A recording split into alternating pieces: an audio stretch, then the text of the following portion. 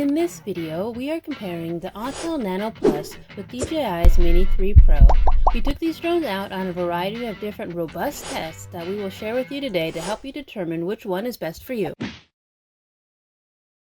So we've got the Nano Plus there on the left, Mini Pro on the right, showing a few different views for you guys, folded and unfolded, the Mini 3 having those bigger props. Both drones can quite literally fit in the palm of your hand, just like this pit bull at 2 years old.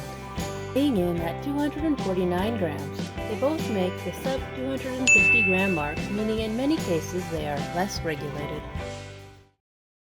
We took both drones out to beautiful Waikane, Hawaii to see how well they would capture some morning lighting. Shooting at 4K and 30 frames per second in HDR, here's what the Mini 3 saw. And the Nano Plus.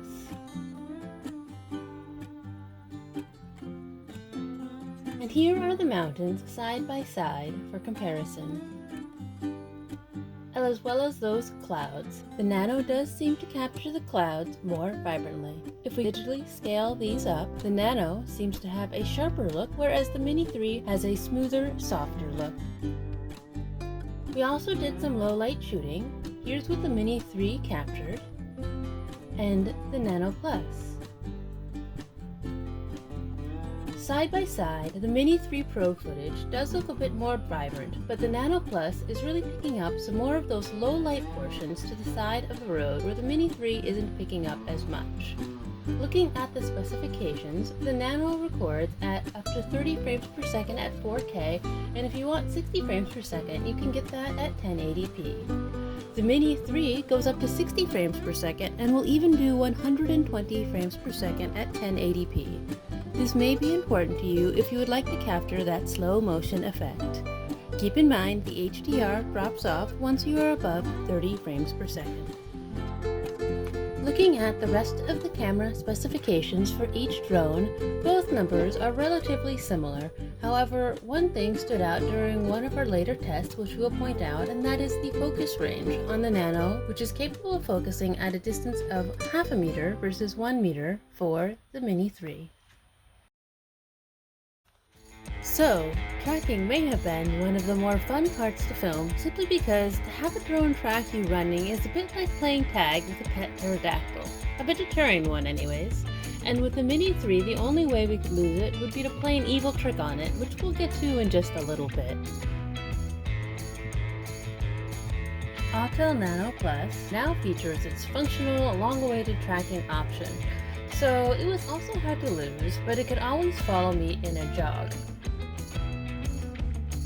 But when I turned around and sprinted in this sort of lower contrast area, it did run into a little bit of trouble.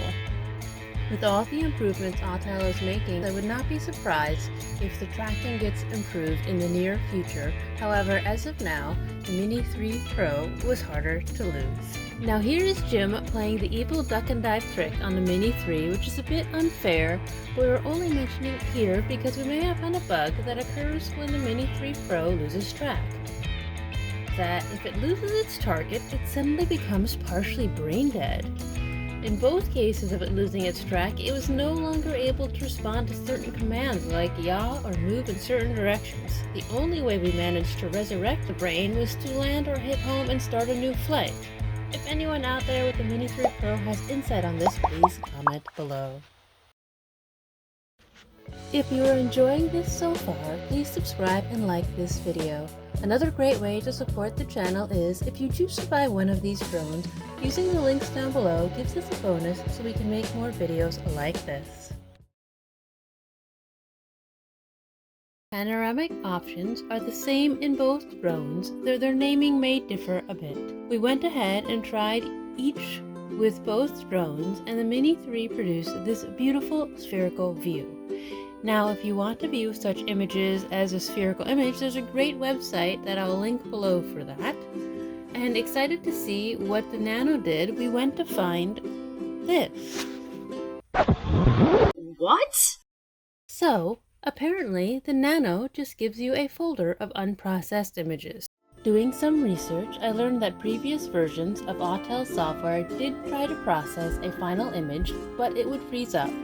You may be seeing a theme with Autel, which is that they released this drone with a good bit of bugs in the software. They have been releasing updates which keep making some pretty big improvements though, so I feel confident that they will be addressing this in a future release. For now, April 2024, DJI obviously produces a better panoramic image. So Autel Specs and Menu offer this cool feature about recording audio as part of your video, which is done via your phone. I personally was not able to get this to work and found others who had the same issue. Hopefully Autel will have a software release that resolves this soon. This is a feature that is not currently offered out of the box by the Mini 3 Pro. The Mini 3 Pro is able to actually rotate its camera and take pictures and videos in portrait mode. Autel's Nano is not capable of this. You can of course crop your image and lose resolution, but if TikToking and YouTube short generation is important to you, this may be an important consideration. So we took our drones along the windward side of Oahu in 16 to 19 mph winds to test their stability. The image of the Nano to the left there shows the Nano seems to bounce around just a bit more. Now if we block out the drones and let our eyes focus on the stability of the image itself, both drones do a great job of producing a quality, stable image. However, the Mini 3 does look a bit more stable. Now, back to that focus spec I mentioned earlier. Look here at Mini 3's image of the Nano. The Mini 3 seems to have more trouble focusing on an object this close, whereas the image taken by the Nano is more in focus. Both drones offer quick shots.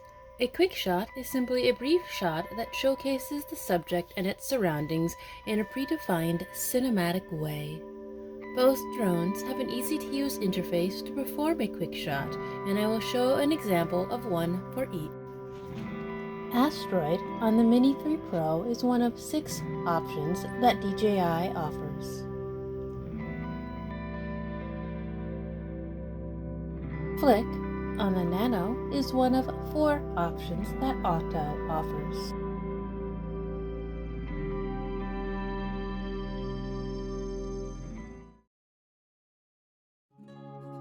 Testing range of the radio for each drone was a bit of a challenge here on our island simply because shoreline birds, multiple airports, mountains, and strong winds make it a challenge to actually get that far away line of sight.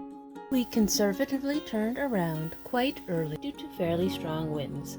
In both cases, the radio seemed to perform fine with us turning around in the Mini 3 at 57% battery and 8,000 feet, and in the Nano at 62% battery and 5,633 feet. The DJI made it further in this case because of its stronger battery, but neither was limited by the radio. We next decided to fly across the bay and behind this ridge, and in both cases, at almost the same exact location, signal was lost and the drones automatically returned home. So all we could determine from our test was that if you fly behind a big obstacle, they both lose signal, and if you fly away line of sight, the battery limited our distance.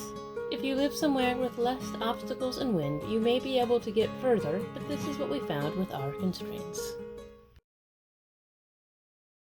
So here is the Nano's takeoff position, and here is it returning to home. And the Mini 3's takeoff position, and here is it returning to home. Both drones usually land within around 3 feet of their takeoff position when return to home is used. When Hyperlapse is used, the Nano takes 50 shots, and the Mini 3 takes 125, and they both output an MP4 file. They both have a straightforward interface for Hyperlapse. Here is the Nano's, and here is the frame counter during the Hyperlapse. In both drones, you can stop the Hyperlapse partway through, or start another one right after the first one finishes.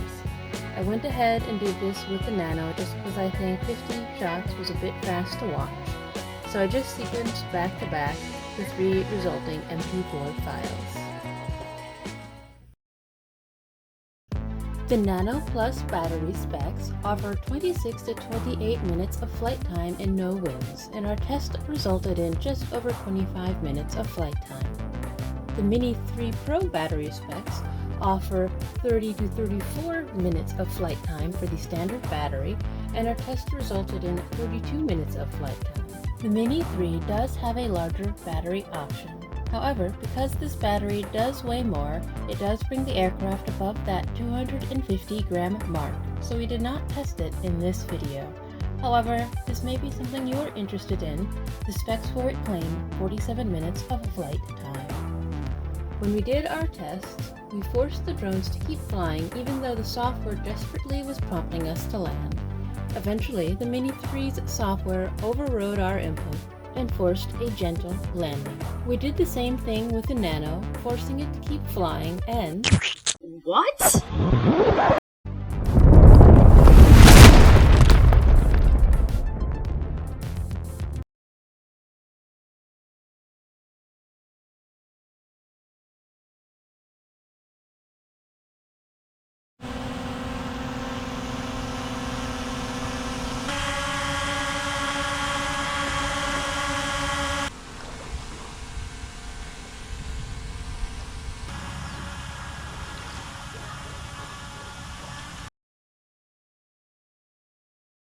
We did some speed tests on a somewhat windy day, setting both drones to be as sporty as we could.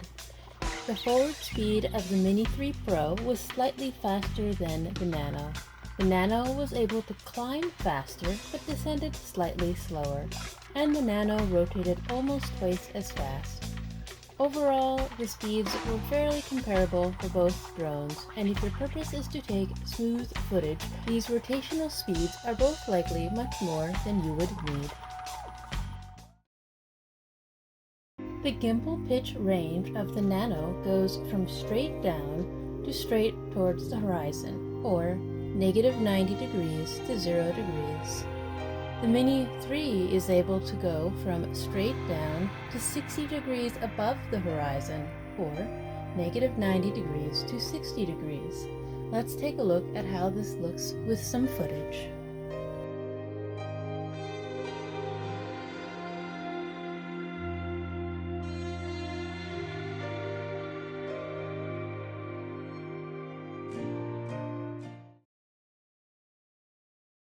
Both drones offer forward, rearward, and downward obstacle avoidance, so we chose a handful of tests to do with them and share with you. First, aircraft approaches obstacle, forward sensors. Here the Nano is approaching Jim and slowing to stop to avoid him, and the Mini 3 giving similar results. Obstacle approaches aircraft. Well, the Nano didn't seem to respond to that at all, and neither did the Mini 3. Obstacle approaching from below. Jim may be having a bit too much fun here with the Nano. Trying the same with the Mini 3, and it actually moves up to avoid me. Here, the Nano is refusing to respond to my input to move backward, to avoid hitting Jim. And now that he's gone, it responds. In this case, the Mini 3 is stopped by Jim's input, not the obstacle avoidance, as it seemed like it was just going to keep going and hit him, so maybe a bit of trouble with the rearward sensors on the Mini 3. The Mini 3 also offers the ability to bypass an object instead of stopping. Here is it avoiding me, and from the Mini's point of view. In the case of the Mini 3, it will refuse to take off or fly into a region that the DJI's database determines would be against regulations. In some cases, many find this problematic because the pilot often has permission or is able to fly in that location, but the software will not let them. There is a process to go through with DJI to get your drone flying in such cases, but many just want to be able to fly when they know they are permitted.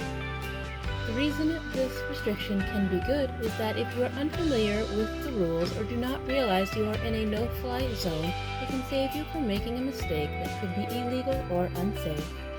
Autel, for example, seems to take off anywhere. We went to close proximity of a marine airfield within their airspace, and the Mini 3 indicated that it was not legal to fly, whereas the Autel listed safe to fly.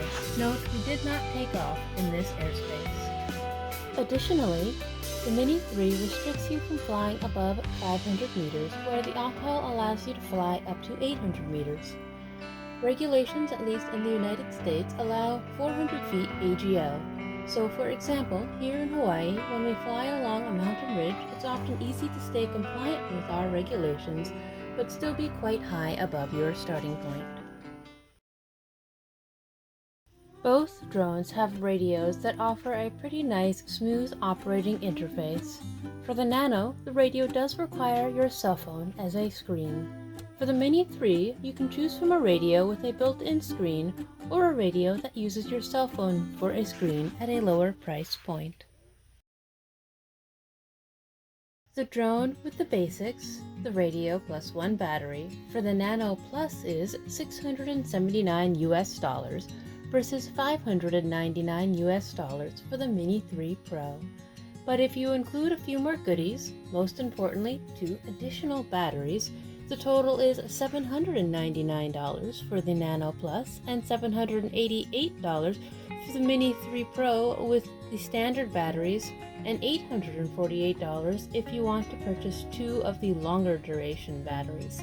The additional goodies for the Mini 3 Pro are sold as Fly More kits. Finally, if you want the radio with a screen for a Mini 3 Pro, that will be $729 with just the single battery. I will also include links to Amazon to purchase these drones, as often Amazon has great sales, though at present the prices are pretty comparable. So some things that didn't fit into the rest of the video. The Nano has pretty colors, and a button to test the battery level. The Nano's gimbal cover is somewhat tricky to get back on compared to the Mini 3, and the Nano comes with this cute strap, but a 4-cent hair tie can do the job. And of course, here in Hawaii, we have chickens everywhere. If this video helped you make your decision, please purchase your drone from the links down below. And it really helps us out. Please subscribe, and thanks for watching.